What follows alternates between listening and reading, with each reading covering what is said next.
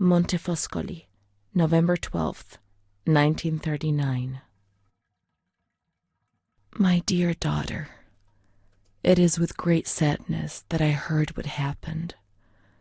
Your transfer and your sufferings are a cause of great worry for me. It will take time, but you'll see, things will improve.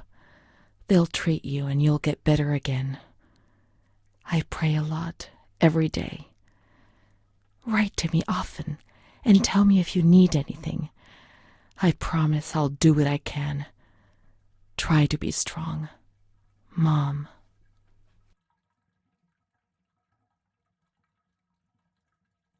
This is the last letter she wrote to me.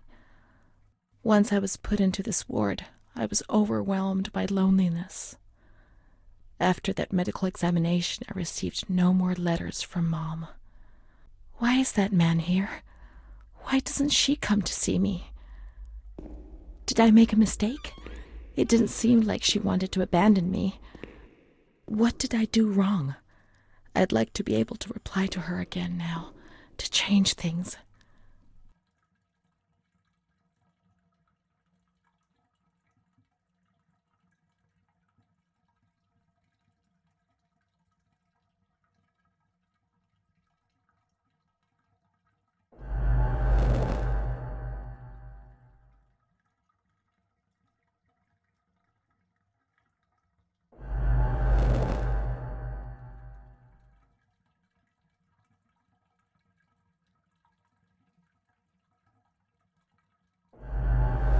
Perhaps she would have listened to me. Will she reply?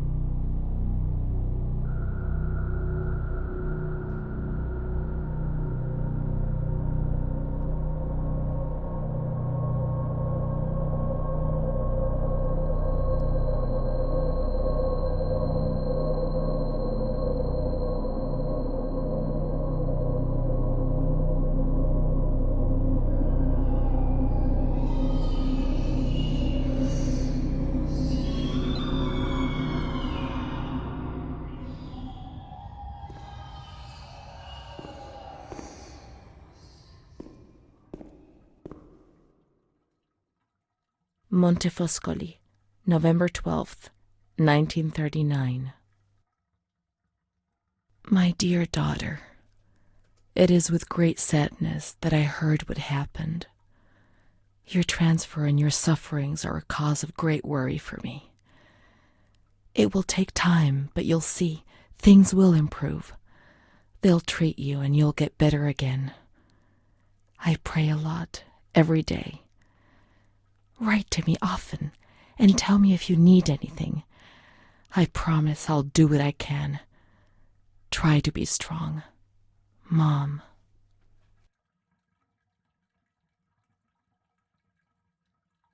This is the last letter she wrote to me. Once I was put into this ward, I was overwhelmed by loneliness. After that medical examination, I received no more letters from Mom. Why is that man here? Why doesn't she come to see me? Did I make a mistake? It didn't seem like she wanted to abandon me. What did I do wrong? I'd like to be able to reply to her again now, to change things.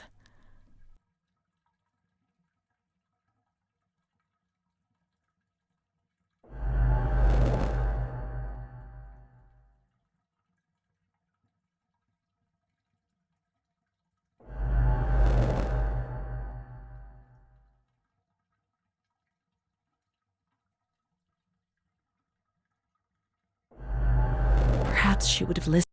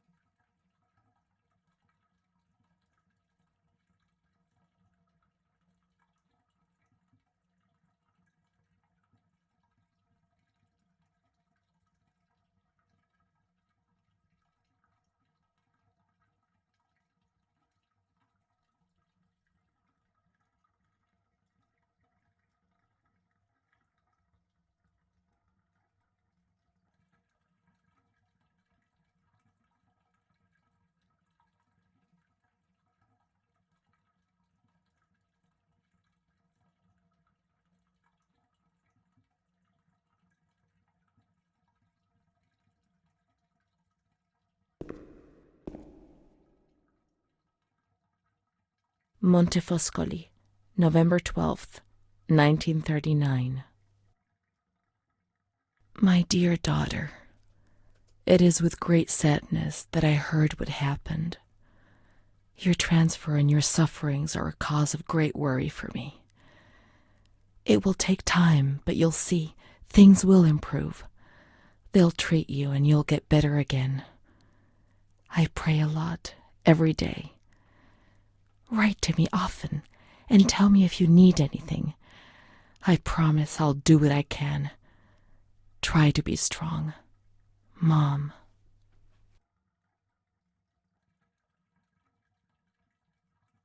This is the last letter she wrote to me. Once I was put into this ward, I was overwhelmed by loneliness.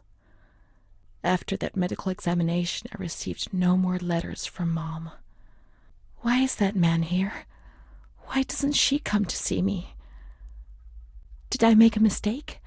It didn't seem like she wanted to abandon me. What did I do wrong? I'd like to be able to reply to her again now, to change things.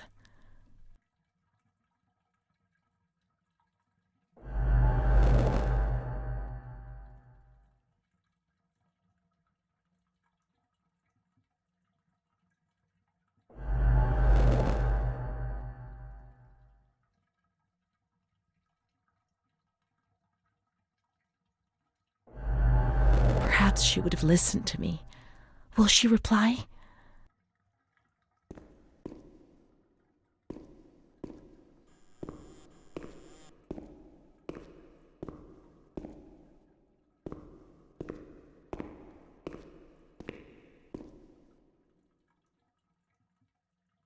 Montefoscoli, December 20th, 1941.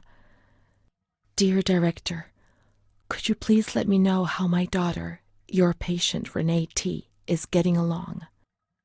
I've written to my daughter several times, but have received no reply. I'm very worried, particularly as I've been ill for some time and have not been well enough to come and visit her. Please kindly let me know when it will be possible for me to bring my daughter home. Your humble servant, Ada T. Bring this letter to the attention of Dr. C so he can assess the potential discharge of the patient.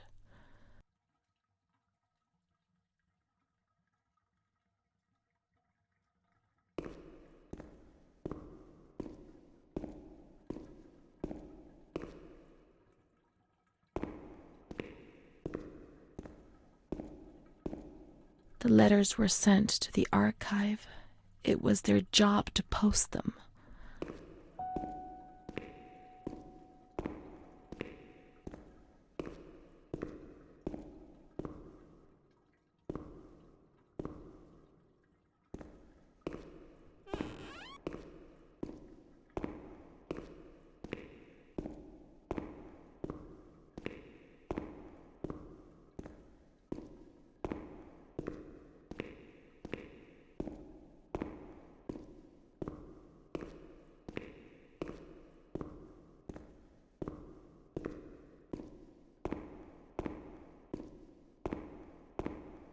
When you were sent to a lunatic asylum, you lost the right to possess anything. Everything you arrived with was packed up and stored here, even the clothes you were wearing, in case you were released one day, but far too many never left.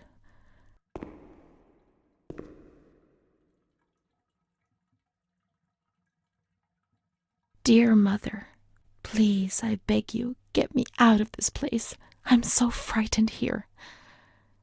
You were right. I know I was wrong. I understand. I'm so ashamed. If only you knew how much. But now I'll behave myself, I promise. Now things will be fine. I'll work hard. I'll be very good. Your daughter, Renee. This letter. It was Renee's letter, just as she wrote it back then. But it was never sent. Why? Why did this happen?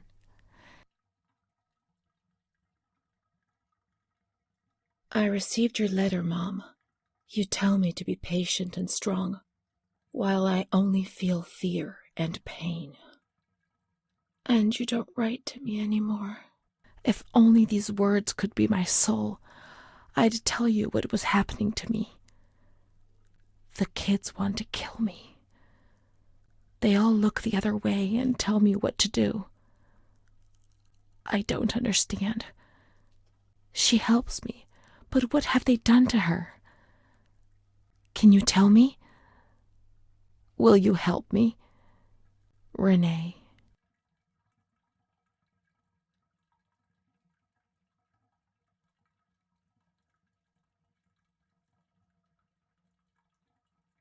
Montefoscoli, July 7th, 1940. My dear daughter, I have received no news from you. You have not contacted me in months. I'm sorry, but I don't have the money to come and visit you. Do you remember Mr. Onofrio? He'll soon be in Volterra for business. I've asked him if he would be kind enough to ask the director for some news about you. I hope he'll bring me some good news when he returns. But please write to me. I know that I was strict with you. You have to forgive me. I didn't think. I've given Mr. Onofrio a new doll for you. You told me that you lost yours, and I know you loved it so much. It's not as nice as your Charlotte, but I hope that it will comfort you nonetheless. Keep your chin up, darling. Everything will be fine, you'll see. Mom.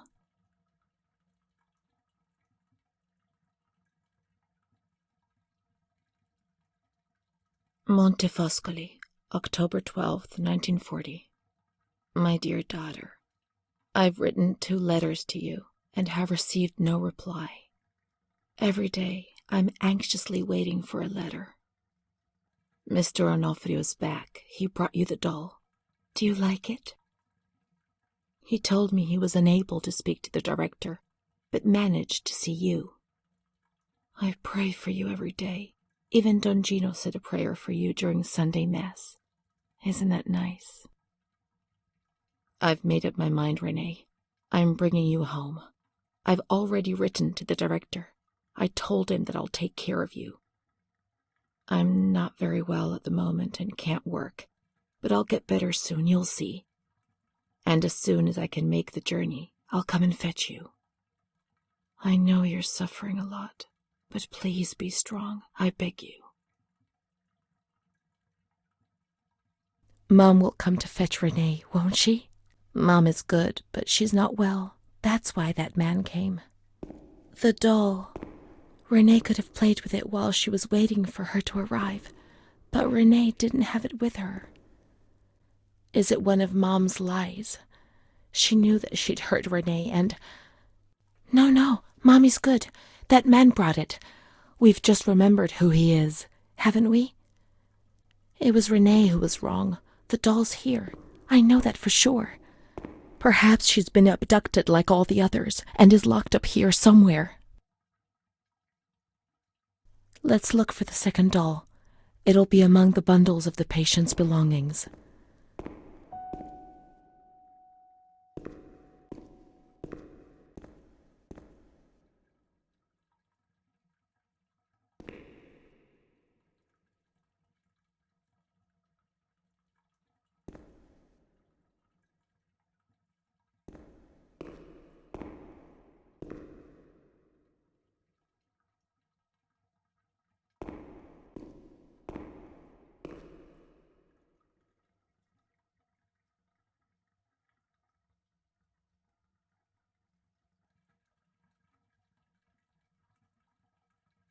Now we can open the bundle on that table in front of the window.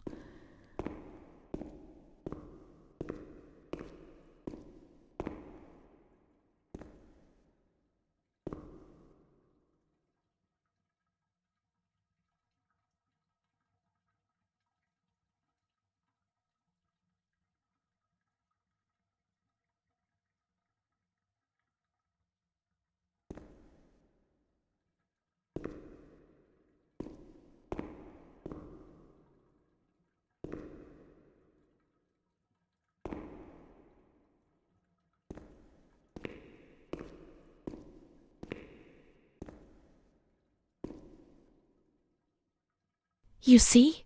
Mom was good. I was bad. Mom was worried about Renee and Charlotte. I abandoned Charlotte. We've abandoned her.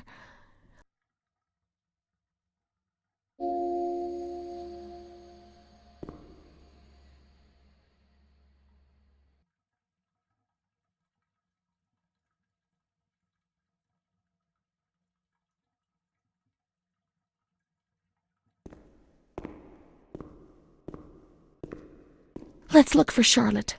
We have abandoned her. Will she still be where we abandoned her, under the warm lights?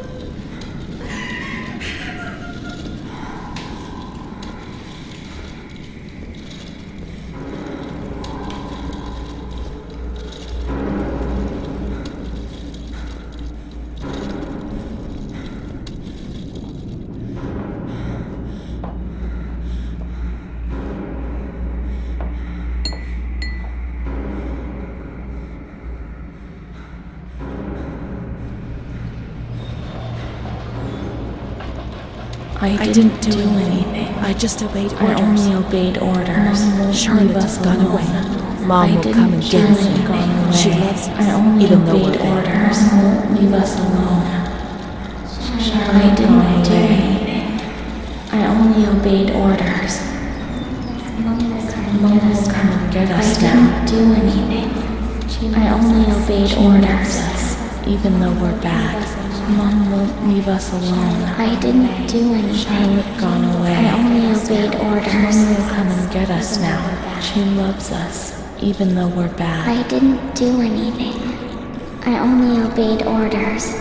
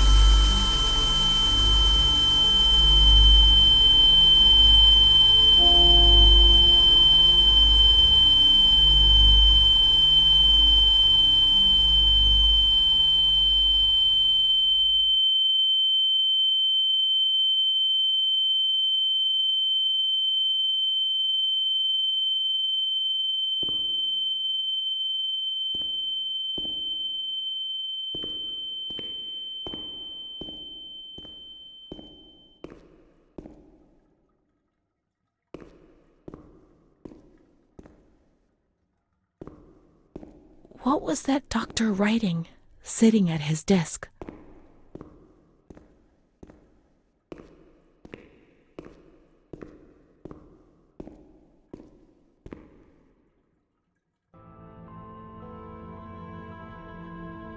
September 7th, 1938. The patient frequently indulges in recriminations expressed in an explosive tone of voice. This morning she threw away the milk, saying it was full of urine, spittle, and all kinds of other filth.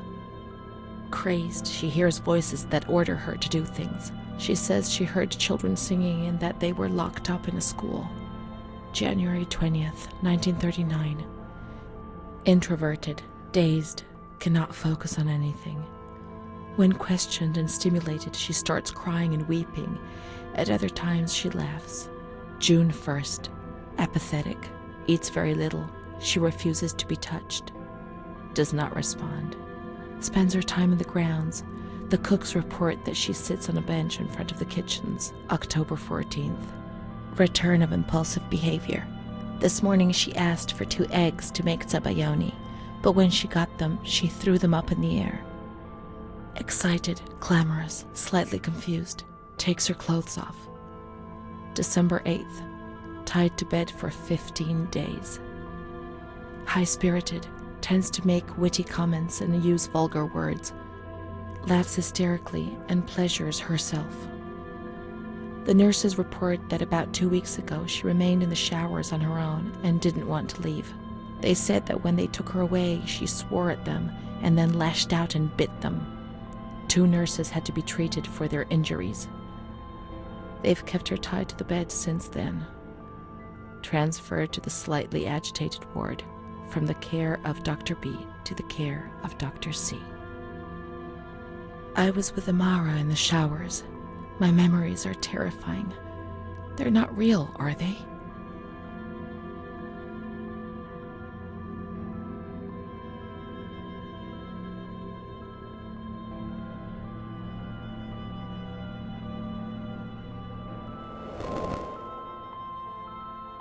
December 15th. Dr. C. Patient notes. The abnormality of her psychic state has induced her to lead a life which is irregular and tends towards delinquency. Of fickle and flighty character, she regularly discards her household duties and engages in occasional prostitution. Prostitution? No one would have ever believed a lunatic, let alone a lunatic who lives in the worst sort of sin. Could such a person ever have been subject to sexual violence? Certainly not. Her mental deficiency makes her deaf to the reprimands of her family. She has shown suicidal tendencies. She was brought to the ward yesterday, agitated and hysterical. Treated with cardiazol, 2 injections a week for 5 weeks. They were only trying to confuse us with the therapy, and my God, they succeeded. It was as if they wanted to instill the madness into us.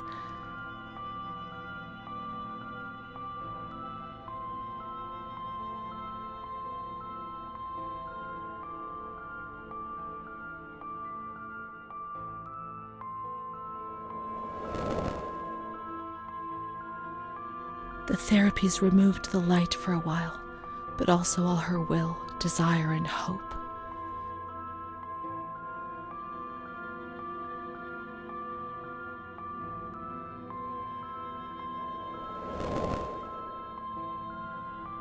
It was torture, but we had no choice. Nobody explained anything. No one tried to help us understand. We were like farm animals.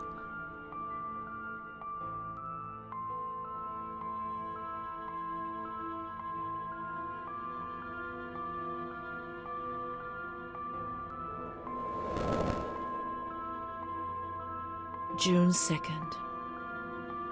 After a long period of calm and improvement, the patient is very agitated today and vehemently refuses to submit to a gynecological examination. She swears and curses those helping her, flailing her arms and hitting them. According to reports by Dr. B, the patient has been subjected to periodic checkups, since she had a spontaneous abortion about 2 years ago in her 3rd month of pregnancy. Conception occurred after she had sexual intercourse with a stranger who sneaked into the hospital grounds. Details are contained in the charges filed at police headquarters in Volterra, a copy of which is attached to these clinical notes. ES therapy. A spontaneous abortion? It's not true. I can't believe it. How could I have invented things if I didn't even know what they were doing to me?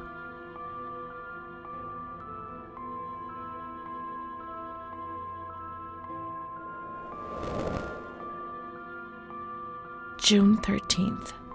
The nurses report that she descended into a state of great mental confusion after receiving her mother's letter. She threw her soup over another inmate because she was very anxious, and then punched a nurse. Impulsive, flails about her. She rails against the doctor in vulgar terms while he is examining her, lashes out and spits. Block all correspondence to give the patient no further reason to become agitated. August 20th, tied to bed. The nurses report that the patient is extremely agitated after the visit of a relative or family friend. 2 days later, she is still shouting all the time that he commands her, that she must obey and harm herself, and that she is not Charlotte. All visits forbidden, constrained to bed, and intensification of ES therapy until we achieve results. No contact with the outside. That way nobody knew what was happening within these walls.